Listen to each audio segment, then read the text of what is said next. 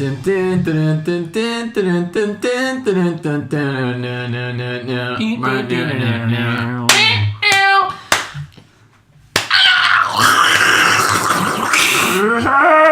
actually my intro this week.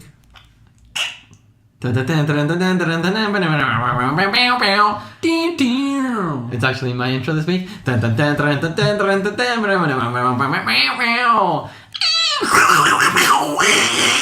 I'm a little monster and I like to eat little people. Welcome to the podcast, everybody.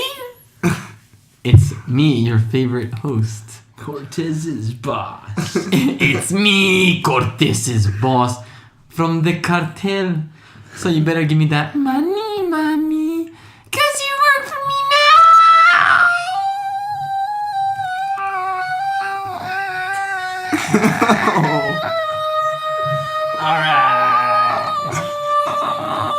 Alright. Did you see the distress in my eyes? Yeah. Wow. Hi, this is Balti. Sorry, you guys. We needed that to wake up a little bit. Can you please sit down instead of going like this all day? Is that bad? Whoa. Sorry. Shut up, dude. Watch out for your ears. What, how about you watch out for your chair? Is this bad? Yeah. Does this stress you out? Yeah. I'm not stressed out, so why are you? Because you're so far away. If I was doing It's like, this... listen, it's easier, even... Calm down, Balti. Holy shit! Sorry, guys. Why do you stutter? Great idea for this podcast. Oh, God. So, what I was trying to communicate is... Listen, if you're further away, it's easier for Jordan to cut you off like every single fucking week. Well, he's not going to be doing it this week. I never cut you off. Well, he didn't do it last week because he wasn't here. Down. Alright, let's talk... Oh, my God. Don't laugh at me. Let's talk... Why do you stutter? Why do you stutter? Let's ask the audience to help wake Why up do you stutter, Jordan. you fucking idiot? You look like an Listen. idiot in the podcast. Why do you stutter? The audience said, let's help wake up Jordan. Sorry. Wait, the audience said what?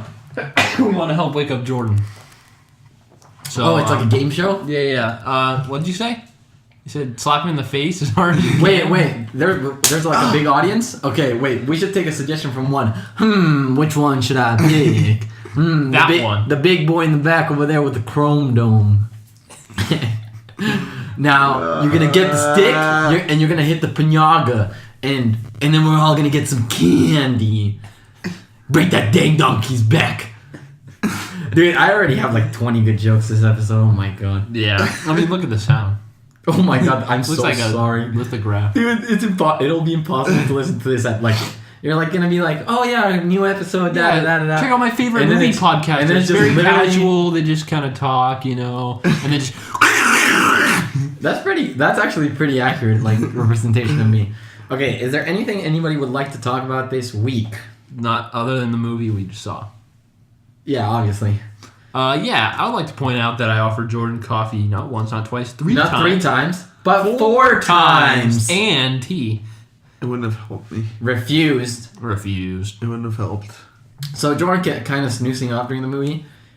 But I can't wait to see what Colin had to say about it. And there's a lot of things that I want to get into with the movie. So, Jordan, you saw highlights this week. Let us know what you thought about that. How about you wake up? Usually you've already cut me off like 3 times already. You know what? I don't need this right now. He just walks out. Alright, Charlie. Alright, Christian. Come on. Just wait in the back. another room. Oh wait, Christian couldn't make it. Ooh, Come on, also, Ethan. really Come on fast. in, Ethan. Before we get into that, I would like to announce our new special guest coming soon. Coming to a Just to make it podcast official. near you. And he always listens. Yep. Zach, everybody. Zach, you're going to come on the podcast. So thank you. This is the part where like it says audience stops clapping. Audience stops clapping. I need to get the last clap. I will get the last Okay, clap. stop. We're not playing this game. Please don't play this game. Sure. I want to play the game. Okay. Zach, so we have a new rule with our guests. Whenever we have a guest on, you will get to decide the movie. But don't be like, I'm Zach. I don't really like movies. Don't bring that up. Sorry. Let's watch. He likes that. What's more triggering to you? If I say Tusk or the Vex, which The one Vex. is more triggering? I'm a Destiny 2 player completely. Yeah. Yes. Me too. If you play Destiny, so shout Zach, us you're gonna out. decide a movie. Please don't make it utter garbage. And then you'll be on the podcast. It'll be a great time. I mean, there's like maybe 2 or 3 outlawed movies, as far as I'm concerned. Tusk, Tree of Life, and Suspiria. Alright, I think we can all agree. Those are good 3. Okay, so Jordan, High Life. What did you like? What didn't you like? Did you like everything? What was your review? What is Robert Pattinson's next project like? Tell us. Since Good Time. Is it? Oh, High Life. You talking about High Life? No, we're talking about the weed life, sister. yeah, dude, she's smoking the edibles. Dude. I went and saw it, and it was a movie. And it was, okay, so I went and saw High Life by myself because no one else would go with me. Well, we were on a trip. Yeah, no one else would go with me. You guys stood me up. Well, we were on a We trip. tried. Yeah. So I just went by myself, and it wasn't very good. I didn't think it was very good at all. It starts off pretty good. The acting's really good. Robert Pattinson's great. I mean, other than that, it was just I had nothing. I mean, there's some interesting like visuals and stuff, but I mean, it was like there's very few things I could even scenes or anything like I can't even think of anything where I was like. Because even when I usually see a bad movie, you'll be like, "Oh, well, that was a great scene," or whatever. Right. There's like, I was not into it at all. Did you? There's a sex machine. This lady has sex with this sex machine with this big silver dildo. It was really weird. There's a lot of weird things happening. There's a lot of Were semen. you the only one in the theater? You see a lot of semen. No, there's 4 other people in there. Well, from what I've read, it's that that lady, the doctor, right? Because Yeah. she's the only non-convicted like felon in there, right? No, she was a convicted felon. She killed her kids and Oh, husband. so is that revealed like later? Oh, I'm sorry. Well, it's always, we always talk spoilers. I'm not gonna watch the movie. I kind of already read all about it, but I guess that was left astray. Mm. So, yeah, she's trying to like create a perfect baby or something. What is- Yeah, pretty much. Like, Sounds very Nazi-esque. yeah, she's trying to. Can we not say the word Nazi Yeah, in this thank Jewish you. podcast, please? Sorry, Zanny-esque. Zanny. Yeah, she's like there's no like clear goal or like she's mentioned it a couple times. She wants to make like the perfect baby or something. But Okay. it was like I didn't know. So thumbs down. Big thumbs down. You wouldn't recommend it. Yeah, no, never. I would never. I would actually recommend in the opposite direction. Okay. I would recommend you don't watch it. Colton, what would you like to talk about this week? Well, first and foremost, let's apologize to our audience for being 1 day late. I'm sorry.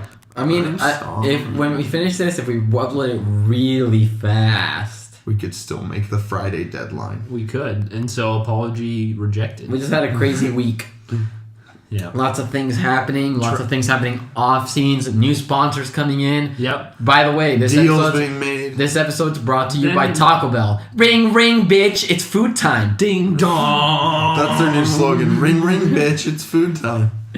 Yeah, Bell. that's a step. By TacoBell.com, TacoBell.com, TacoBell.com, TacoBell.com. Order online. And if you buy 3 or more tacos, we'll put you in a drawing for a PS4.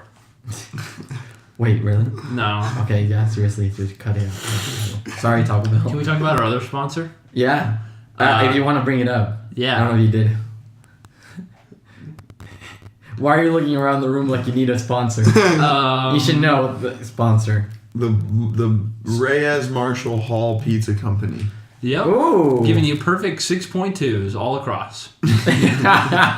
Oh! Reasonable expectation. Dude, I swear to you, Colin has the funniest jokes. Colin said one of the funniest things ever on our trip to LA. What'd I say? I forget what it was. That's my problem. It was very clever. we were It was driving- when we were in Beverly Hills. No.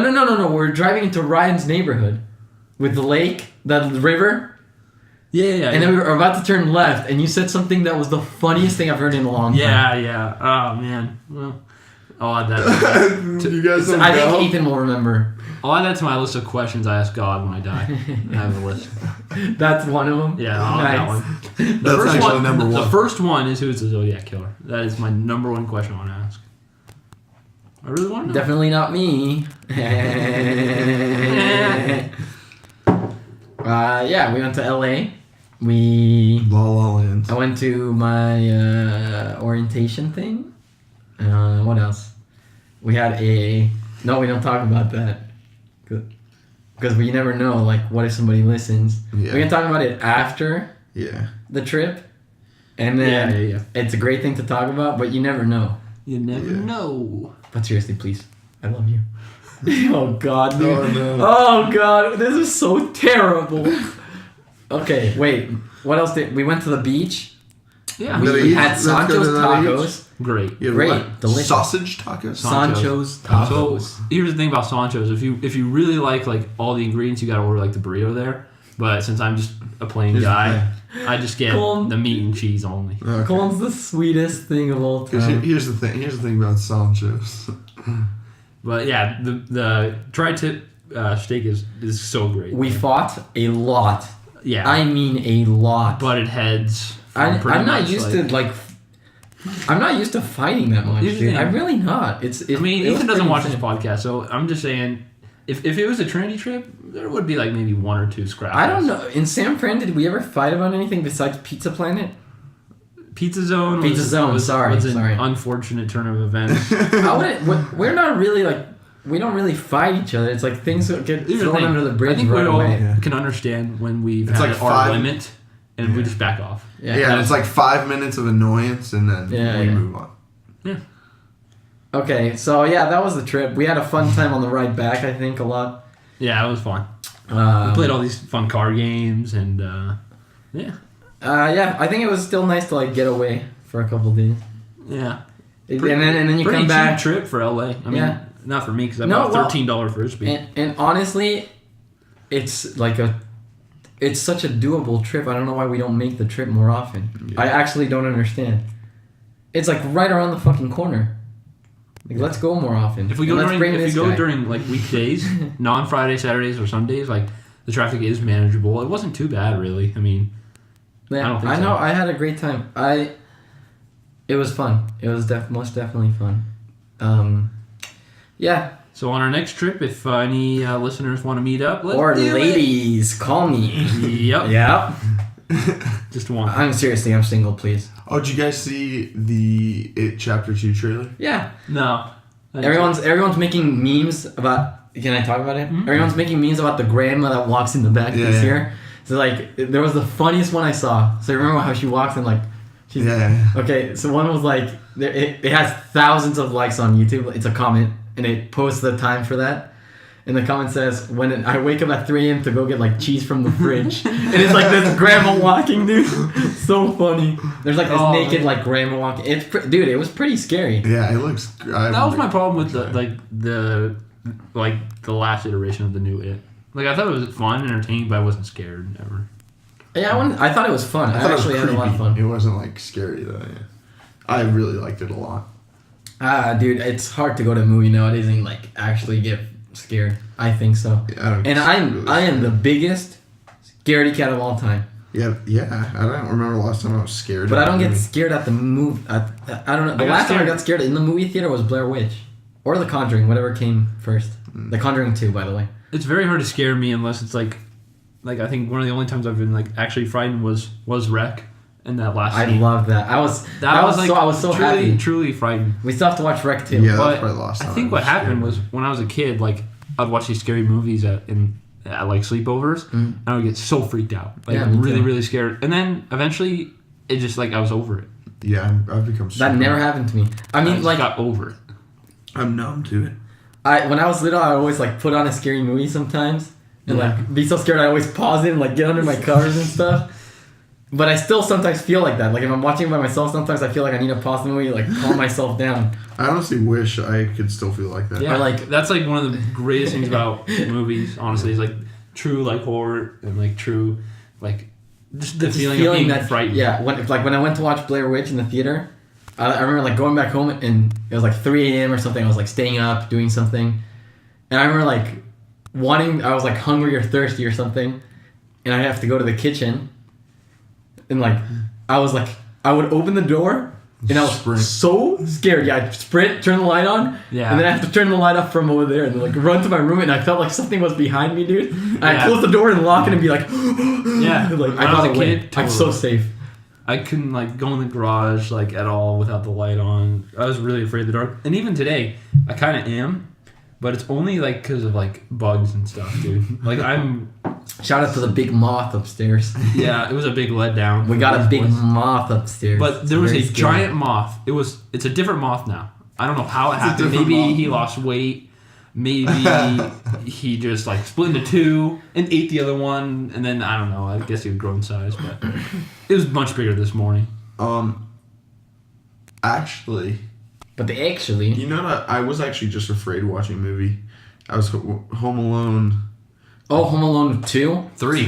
3, oh my god. 3 was was a so bad, dude. No, 2 nights ago, I was home alone, and I was watching I Saw the Devil. And you're scared. Yeah. Man, that movie pumps me up. It was like, well, no, what? But it freaked me out. It was just the beginning. Oh, the beginning's When crazy. she's like, when the car's in front of her car, and she like turns on her lights. And boom! Yeah, and then he's just like, he's totally not where you expect him to be, and he makes this sound too. He's like, ah! And then he like just, it's dude, that movie is so incredibly good. Yeah. I would really appreciate it if you guys would maybe put up together like 2 or 3 movies that you say like are like actually like super scary, and then we can watch. No. I literally went through a period in my life where the only thing I'd watch is scary movies. All of them, every single thing, things with no reviews, everything. Yeah, and I have a good list. And that's how you discover Lake Mungo. That's how I discovered Lake Mungo. There's one called the Poughkeepsie Tapes. Again, it falls kind of like that mockumentary style. I think things that are more realistic are things that scare me more. Yeah. Wreck to me is one of the most horrifying movies. Wreck 2. And Wreck, like not the as build scary. up is really fun. Yeah, not as scary. It's like more action filled, but it still scares us. And there's a great twist at the end, which people don't like sometimes, but I thought it was great. It like really, man, it's good. It's scary. Grave Encounters freaks me out. Grave Encounters. It's not super realistic, but it is pretty creepy. No, Grave Encounters scares the shit out of me. Yeah. I'm sorry. Things get real in that movie, dude. It's scary. And so That's such a good job. That's when I'd like to sit down with Cole and be there with him while we're watching it, so I could see his reaction to things that happen in the movie. Yeah. I've seen like a lot of like really good movies, but I would say horror is probably It's the worst. Yeah, it's the worst genre. But it's also the genre that I haven't discovered like at all. I think when it's done right, it's the best genre. It's the one I'm the most acquainted with. Yeah, me too. I've just watched so much horror. Me too. You know what? House of the Devil kind of freaks me out. Cult stuff. Yeah, Cult stuff freaks me out. Like Rosemary's Baby. No, Rosemary's Baby doesn't scare me. Rosemary's Baby. House of the Devil, though. I wonder how you. I feel like you'd like House of the Devil. For me, it took me 2 viewings. Yeah. I just, to me, my favorite scene in the movie has nothing to do with anything scary. At all. Yeah. And I think it's so perfect. The movie's good. Yeah, it also has Tom Noonan in it. Tom Noonan is the guy in Anomalisa who does the voices of every person. Yeah. I don't know if you noticed that. Yeah, I noticed that. Like, as soon as the bellboy brought the stuff up, and then you see like somebody down in the bar, like that's the exact same person. Yeah, at first I thought he was gay. At first I thought the main character was gay because the note he was reading and it shows you left or whatever. I thought that was a dude. Like I thought it was a dude. That way it was, I thought it was gay. I thought he was gay. Mm-hmm. And then I realized that that guy's playing. Before we get into what about Lisa? Is she voiced by somebody else? Lisa is her own voice. Yeah, it's Jennifer Jason Leigh. That's the only other one though, right? You know who she is? Yeah. She's the one. I've heard of her. She's like the one in Good Time. There's 3 voices. Robert Pattinson's like girlfriend. There's only 3 voices in the movie, and the voice of the third, the Michael Stone, the guy the protagonist. Yeah, his name's like David something. He's in the Harry Potter movies. So. And then he's also in that movie Naked, that Mike Leigh film. Naked. The Century Link Criterion Collection. The Criterion Collection that I always want to watch. Did you guys... Okay, so do you guys want to jump into it, or... Yeah, let's do it. Okay, Colton. Or Jordan. Let's begin with Jordan. Yeah, I don't have a lot of insight because I fell asleep probably 6 times. And when I wasn't asleep, I was fighting to stay awake. Not because the movie's slow. I'm like on like 3 hours. It's a very short movie. Yeah, and I'm on like 3 hours sleep. What I did see, I really, really, really liked. It's really funny. It's really interesting, and it feels like more like real life than most movies that aren't stop motion feel like. Which is crazy. Huh? Yeah, it was. Yeah, I mean, it was great. I mean, it was. I'm not really sure how much I missed. A lot. I know I saw the whole like face thing happening, the face thing come off. That was a nightmare. Oh yeah, that's right. Cause he wakes up right next to her. And right. Yeah. Okay. Yeah, but what I saw, I liked. So there's a lot of theories online, and I'll get to it as soon as we go in a circle. Okay. And then I'd like to hear what Colin has to say, obviously, and like I like to. This is my second time seeing the movie, and I like to say what I really think of what the movie is about. There's a lot going on. Yeah. So I am a Siskel and Ebert fan, so I'm gonna give it two thumbs up. Yeah, I really liked it. Good. I mean, we can go on for days about like the technical feats, but story alone, multiple times I saw I was looking at scenes and I just imagined like real actors in them, and it totally worked every single time. Like especially with the audience at the end and the speech, I just imagined like real faces, and it was like it felt like a total like drama. Very real. The movie's very real. And so like it makes me think like the lighting was like very realistic. Everything was super real. I thought the hotel room was like an actual hotel room. Even like the stuff they do, like yeah, like the stuff that like they just like the little things the characters are doing, it just feel like so real life. Well, yeah, the mannerisms and everything, and Charlie Kaufman is such a perfectionist with stuff in the background. It's like stuff like when he gets in the taxi cab and the little like air freshener is like still moving around. Yeah, they always worry about every detail. It's like it's really impressive. And the shots were like what you'd expect in like a real movie, and like in Isle of Dogs, for an example, like I didn't see those shots, but like for example in the taxi car, like he's like looking back at him and it keeps like switching to what's his name, Michael, and just keeps going back and forth. And felt like a well produced drama. Yeah, no. The camera work is phenomenal. Yeah, that could just. I think Kaufman has such a like.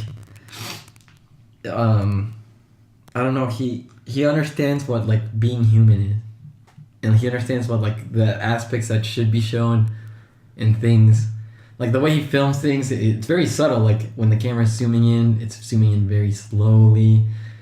And like it works for me. It's like super powerful. He really. I think he just really understands. Like he knows what he wants to make, and he knows exactly how to do it, and he conveys it so well. To me, he's proven it time and time again. Whether he's writing or directing, so on. So like the whole time I was trying to get inside of Steve's head or Michael's head. And there's 3 characters: Michael, Lisa, and everybody else. That's it. I mean, this isn't like a theory, but this is just more like what I thought. Okay. So like from the beginning, you can definitely tell this guy's like definitely like depressed. Right. His like stature is like the perfect like arc. Right. You can see like the back and everything. And that was a really great touch. But just like the size, the way he speaks, and you can tell he's like looking for somebody.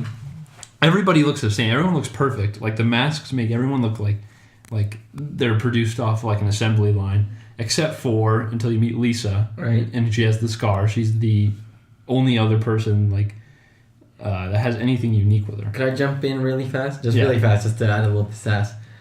What's the only other character that has a scar in the same exact spot in the movie? The wife? The Japanese sex doll. Okay. I didn't catch that. We'll get there pretty soon. So go ahead. And then he's finally like, wow, great, I met this person and she's going to break like my cycle of boredom and she's going to bring me happiness. Mm-hmm. And then that breakfast scene just like perfectly illustrated that even if you find like the right person, you're going to get bored eventually and they're not going to bring you everlasting like happiness. Which I think that's a very interesting... Very sad, but idea. True. It's a very interesting idea. I'd like to talk more into that here in a little bit. All right, so I think the movie is an absolute masterpiece. Obviously, I think it deals with things that are very realistic, like things that people like. It's like, to me, this character is like everyone knows who he is, like with his book, right? So he's like pretty high up there, right? Like he's got a wife and a kid, and I think life can become very boring, right? Like once you've experienced enough things start melding in together. So like everybody has the same voice, and nothing's different. And he finds this grace with just a voice, this girl's voice, and yeah, unfortunately, it's not what it is. You know, he. It's rough to think about, huh? It's like they have an impact of like, oh my god, this person's different, and then it's like, yeah, right. No. It's like not. the breakfast scene to me was the climax to me. Yeah, I agree. Because I completely agree. The breakfast scene.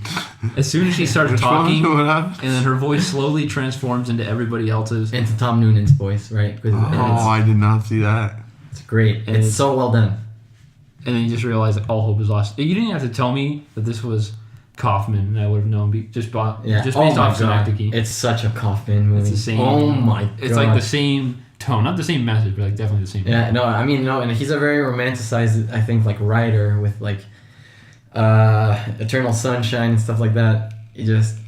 And not romanticizing in like I wouldn't even say like even like love and like romanticizing things like projects and work and so on, like just like the human experience. So okay, here are some theories. So this seems to be the most popular one. Before I fill my head with things that are other than my own, I just want to say that I really liked it, and I'd consider giving it a perfect score for sure. And that's what I'm thinking too. I think this could be It's a movie that has the potential to be perfect. I agree. And I'm so happy you thought that. Yeah, it was great. I'm so happy. Really good. So okay. Perfect runtime too. Here we go. My favorite. An hour 30 is like it's perfect. It's perfectly. It's like you don't sit there too long. It's great. It's engaging. Very few movies need to like go past that, I think. Yeah, I agree. Unless it's like really necessary, like Blade Runner. Fuck you, Avengers. We could have watched Anomalisa twice. All right, let's go. So this seems to be like the biggest theory going around, which I've actually entertained before. It's not like out of the question, I don't think, but I don't like to believe it. Okay. Because I don't think Kaufman. It doesn't. What this talks about doesn't. I've watched all of Kaufman's work, and it just doesn't seem like something he'd do. So Lisa isn't real. She is in fact the Japanese sex toy that Michael bought. If you watched carefully, you would notice that both Lisa and the doll have scars/deformities on their right eyes, and the tune that the sex doll plays is reminiscent of Girls Just Want to Have Fun. Also, when Michael's wife makes a remark about semen in the doll, it would only make sense that Michael had sex with the doll fairly recently. The other thing that people say gives it credibility is that Jennifer Jason Leigh voiced the doll, which would give it a little more credibility, right? Also, Lisa made a comment about how much she loved the Japanese language. Anomalisa is Japanese for goddess of heaven. It all starts to add up. But then this guy debunked it by saying, except it doesn't, or at least I haven't been able to find such a meaning. My hypothesis is she confused it with Amaterasu, which does mean shining in heaven and refers to a Japanese goddess associated with the sun. Intelligent is not Lisa's strong suit. And she gets at least one other fact wrong, stating that giant pandas are not bears. I mean, it's a lot, right? So that's one. And I actually think there's enough evidence there to support it. Yeah. To me, it's not what the movie's trying to be, though. I think the movie is just trying to show you this guy's, like... If anything, the Japanese reality. Sex doll is just like a parallel to Lisa in a way. Yeah. She doesn't have to be a sex doll. I think that's really great. She's like, it's like paralleling. Yeah. Because I like that. For any other director, maybe I'd give that, but it doesn't feel like Kaufman. I agree. So... it just seems like a plot twist that doesn't add anything to the story. Like, I don't feel like he would do that. And Kaufman would never do that. Ever. So, this is another big one.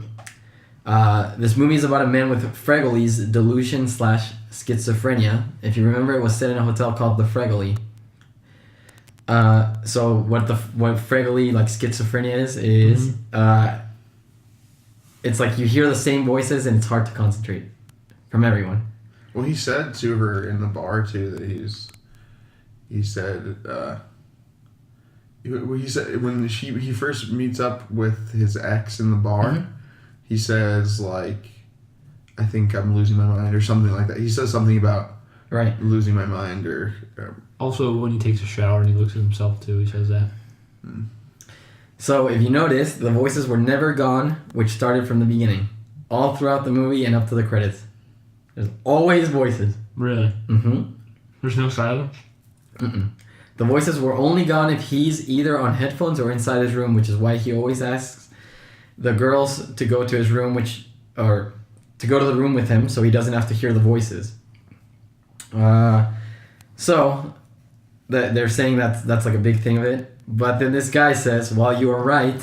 I was at a screening where Charlie Kaufman was there, and I asked him about the psychological problems that the main character seems to experience. And he admitted, yes, there is Fregoli's delusion, but he claims the main character doesn't suffer from this affliction. Which also goes back to really proving that the movie's just about this guy. Right. Because I feel like Charlie Kaufman I feel like his stuff is more relatable, and he like the human experience and stuff like that. So I don't feel like he would take the route of something that such few people actually have to deal with and could connect to, like schizophrenia. Yeah. I feel like he would. It's more about just like stuff everybody could potentially go through. Yeah. I mean, there's more stuff, but another thing that points to that theory, though, and I don't like subscribe to it, but it's like in the movie is how many times. Like I guess it's only twice, but he goes to the bar twice with two different girls, same exact night, and orders the exact same drink, and one of like the main symptoms of schizophrenia is you can't connect the dots. Like you can't remember what you did. So what you start one conversation with, if you talk about pizza, for example, you'll end up on something totally different, and not just like a tangent. It's like you can't connect the dots between thoughts. Basically, it's interesting.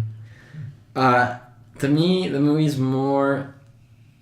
To me, just Kaufman has never been like a cynical director or anything like that. I think those here are like too cynical or too like movie, or like Hollywoodish. Yeah, and, he cuts straight to the point. I think it's about this man just. Or more of like maybe talking about how people tend to lose themselves or lose their sense in like what like is important, or like this successful guy loses like his I'm not sure, like sense of enjoyment. He loses his sense of like being loved and stuff. Like even at the end you see all his friends, right, and they're there for him and they love him and they're there, but he doesn't. He's lost himself. He's completely lost himself. And I mean, I think it's a very easy like step to fall through. Yeah. I really think the movie's just so well pieced together. Another thing that I just thought of was the movie talks about Michael being like really brilliant, really smart, and I've thought about this a lot. And it seems like sometimes the most brilliant people are like the most lonely, and by far they are like the most like confused and just can't connect with anybody. And it's mostly like the people who aren't as smart or the people who just are a little bit more dull that tend to have like way more enjoyment. Way more enjoyment. So you can see with everybody in that room, they're just smiling. They don't really think about it. But maybe Michael's because there's nothing. The one person who does. Lisa, to like give you an example, Lisa, she's not the brightest, right? And she's not like she's in the brightest. She's just this normal girl, but she loves. Mm-hmm. It's in her voice. Like she has the ability to love. And then at the end, she's writing the note, and she thanks him, even though he like kind of like fucked her over, Mm-hmm. She thanks him for like, because she's never felt love like that. There's no like this nobody, right? And like in his eyes, I just think it's like super poetic. I don't know. It hits me hard. I think it's so beautifully written. Mm-hmm. It's like seeing the beauty in, like, not even like these people that are intelligent or whatnot, but seeing the beauty in like the people that are normal, like the normalized life. Like this girl is like so happy about things that are so normal. Like she keeps bringing up how it's like they're at this hotel and like it's like a vacation for them, and like things that are so simple, like the song on the radio. You know, it's just such a fucking stupid song. Girls want to have fun.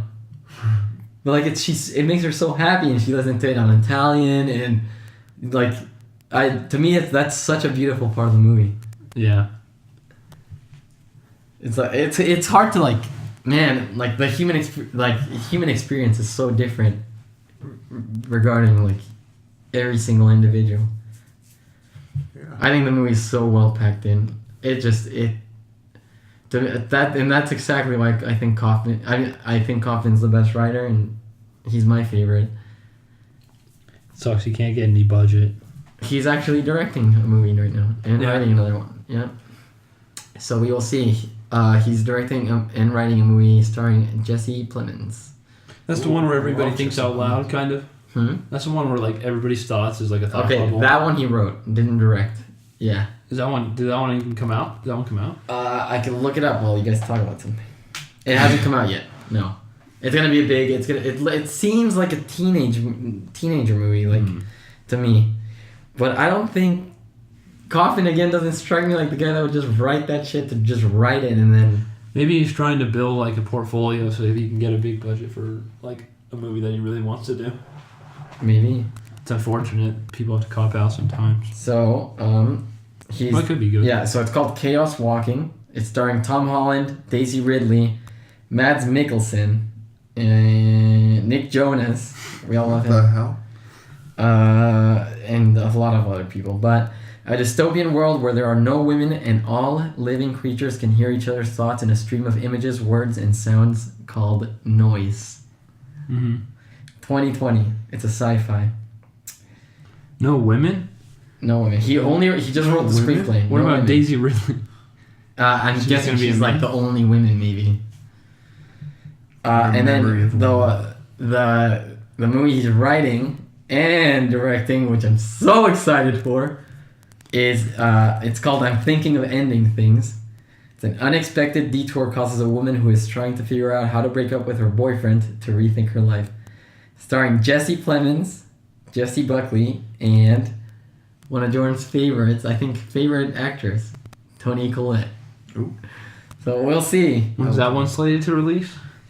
We don't know yet, but it's happening. Cool. I'm almost certain. Super excited about it.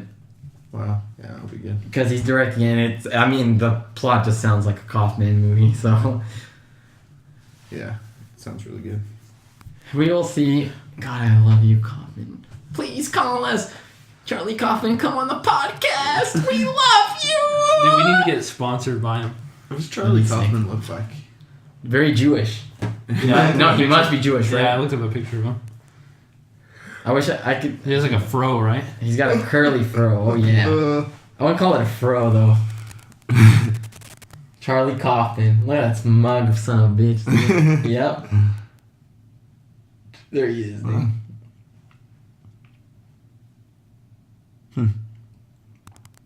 With the legend, Philip Seymour. Synecdoche, New York, best movie of all time, baby. Ship it. Actually, it's Once Upon a Time in America. Go, Colton. Yes. No. So it's great. Tusk. I feel like you have to watch that movie alone for the first time, Once Upon a Time. Once upon a time, Once in upon watching a- a movie at Once Upon a Time in Hollywood, America. Once. So since Ethan's not watching this, we're thinking about like getting like some sugar-free gummy bears, give them to Ethan, and then he has to run out of the movie. Have you heard about the sugar-free gummy bears? No, he hasn't, obviously. What?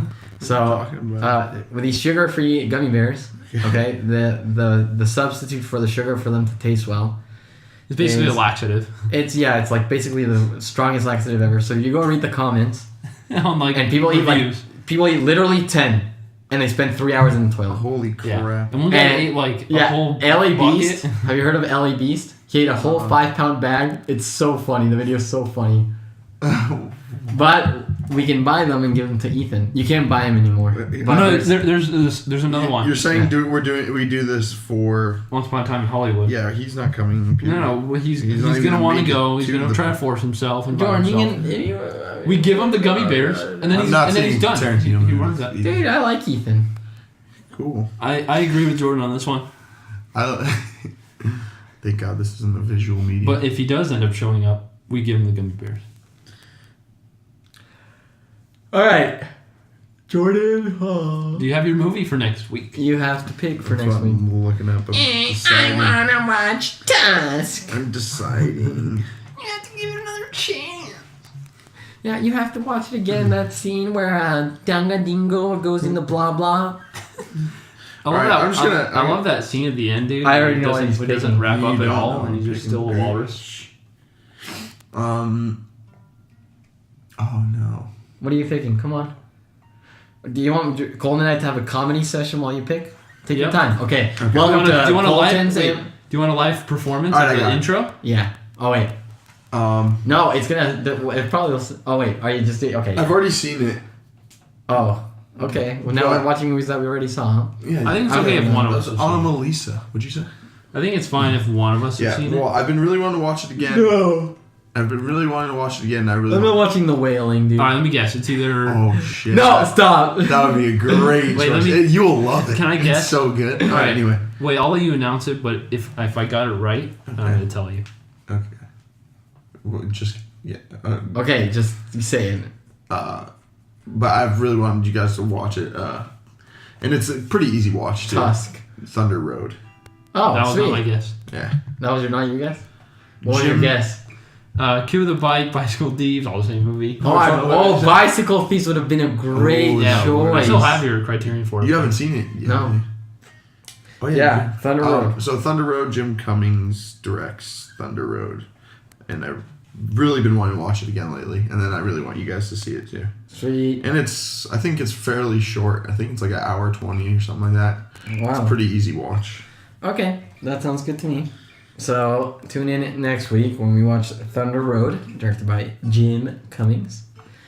And follow us on Instagram at First Take Movie Podcast. And We'll outro with the theme. Well, I guess we'll outro with the live performance of the theme.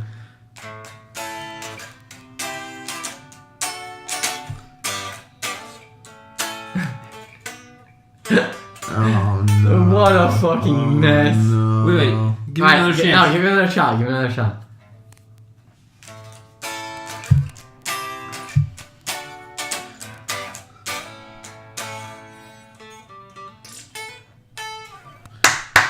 Alright, love you guys. Thanks for See listening.